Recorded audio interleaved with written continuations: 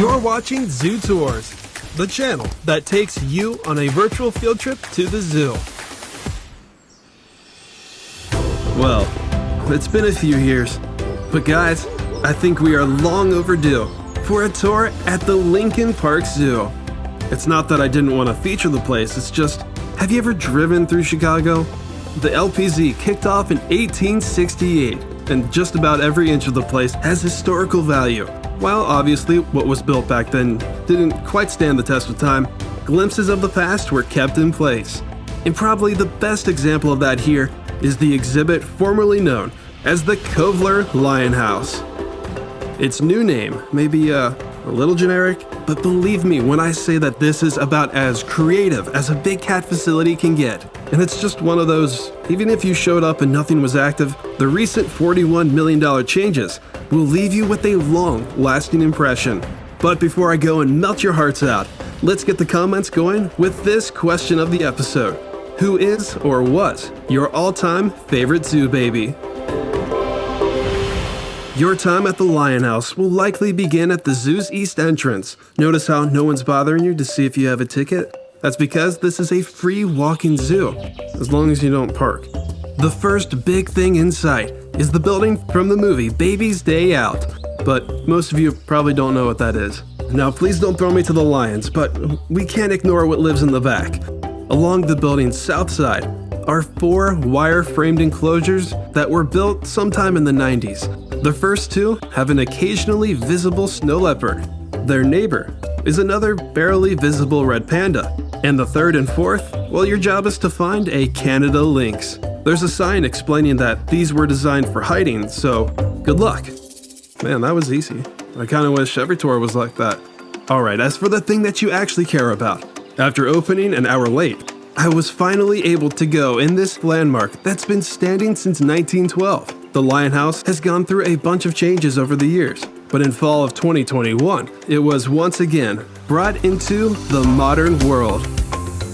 Now called the Tawani Great Hall, with its old Gustavino tile ceiling combined with its contemporary design, the Lion House is still as alive and as aesthetic than ever before.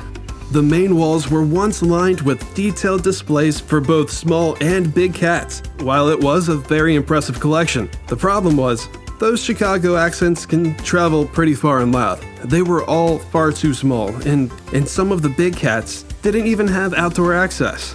There isn't much going on with the South Wall these days, but it doesn't matter. Whatever it could have been, it'd be hard to look away from the Lincoln Park Pride.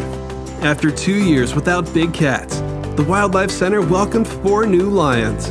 3 sisters from South Carolina's Riverbank Zoo, joined by Jabari from Iowa's Blank Park Zoo, the regal leader of the Pride.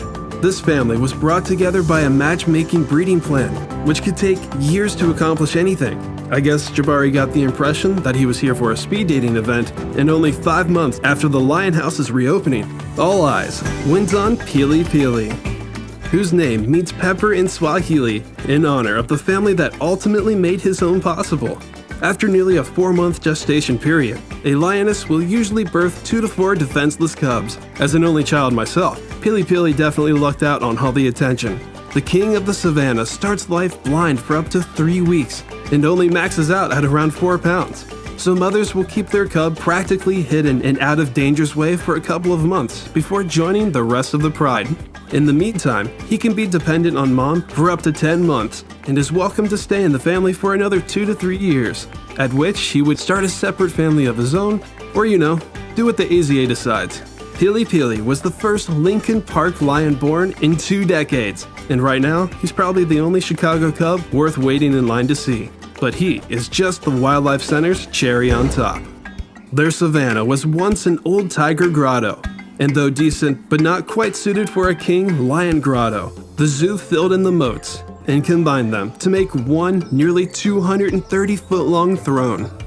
The view indoors spans across the entire length of the building. The glass is angled in a bunch of different ways, so at times, it seems like your space goes into theirs, and their space goes into yours. The new Lion House is as classy and creative as it is educational. Out front are hands-on lion and lioness graphics that mention how they're tracked and ID'd in the wild, their hunting patterns, enrichment at the zoo, and you can even get a feel of the cat's spiky tongues that help them groom and eat.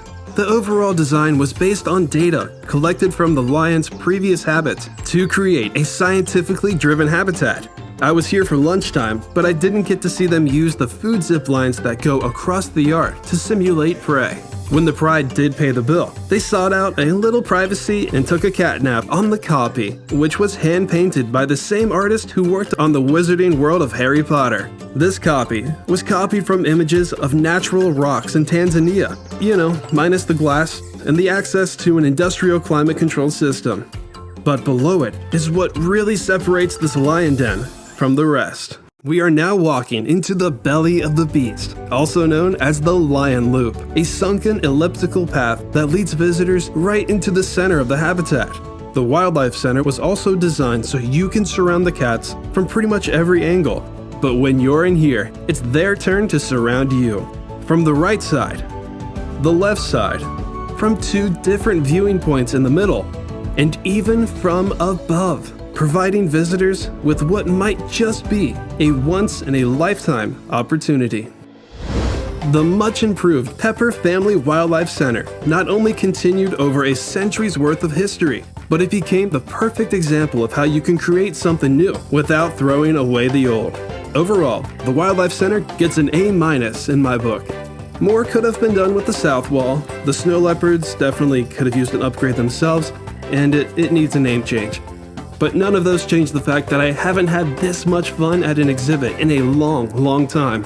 Let me know what you think of Lincoln Park's newest project. And while you're at it, see if you can answer this episode's trivia question. And as usual, thank you all for watching.